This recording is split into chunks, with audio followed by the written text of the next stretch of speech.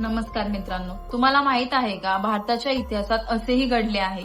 Buyer कंपनीचे kidney आणि लिव्हरच्या कर्करोगावर उपचार म्हणून नेक्सावर हे औषध होते.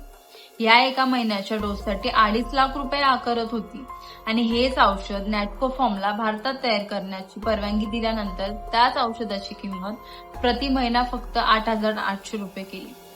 बायरने नॅटको विरुद्ध खटला लढत असताना सिप्लानेही नेक्सावरचे जेनेरिक व्हर्जन बाजारात आणले आणि सिप्लाने याच औषधाची किंमत आणखी कमी करून फक्त 6,840 रुपये एवढी केली आणि लगेच बायरने सिप्लावर पेटंट उल्लंघनाचा आरोप करत दिल्ली उच्च न्यायालयात धाव घेतली.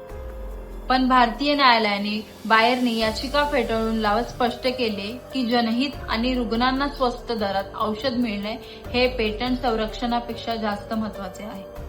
या निर्णयामुळे बहुराष्ट्रीय औषध कंपन्यांना मोठा धक्का बसला आणि भारतीय जेनेरिक औषध उद्योगाला बळ मिळाले.